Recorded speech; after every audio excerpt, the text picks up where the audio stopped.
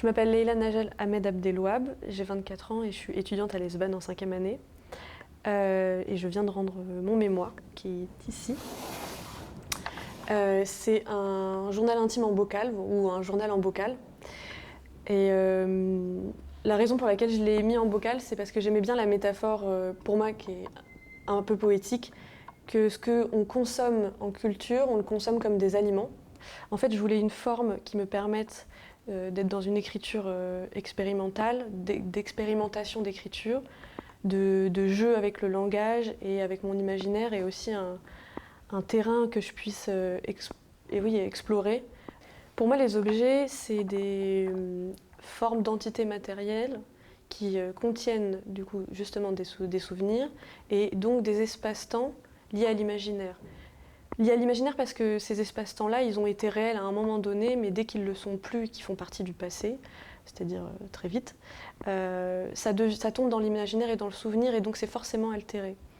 Donc pourquoi j'utilise le terme entité? C'est parce que pour moi, l'objet, il peut avoir un statut assez ambigu entre un objet inanimé, mais qui va faire écho chez une personne, un être humain, dans le sens où il va être habité et vivant parce qu'il contient des souvenirs. Enfin, moi, je lis le fait que c'est une entité semi-mort ou que matérielle et une entité vivante.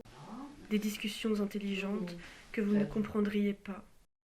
Mes films se portent sur les espaces encore quotidiens, intimes de la maison et de la transformation de ces lieux-là, de la transformation imaginaire que moi je peux faire, ou d'imaginaire universel et général.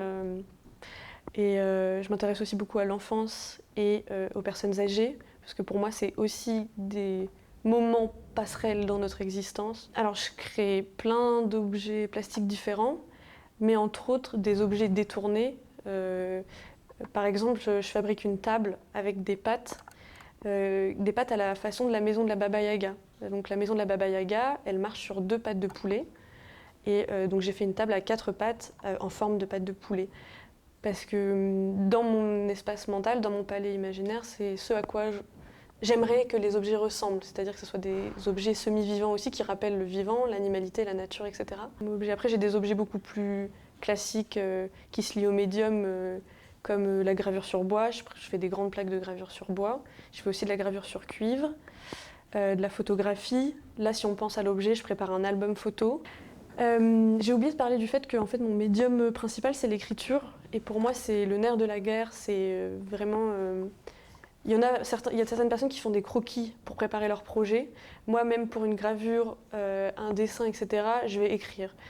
La poésie, c'est, on va dire, la forme d'écriture que j'utilise le plus, même si j'aime l'autobiographie, la nouvelle, etc., que je travaille aussi.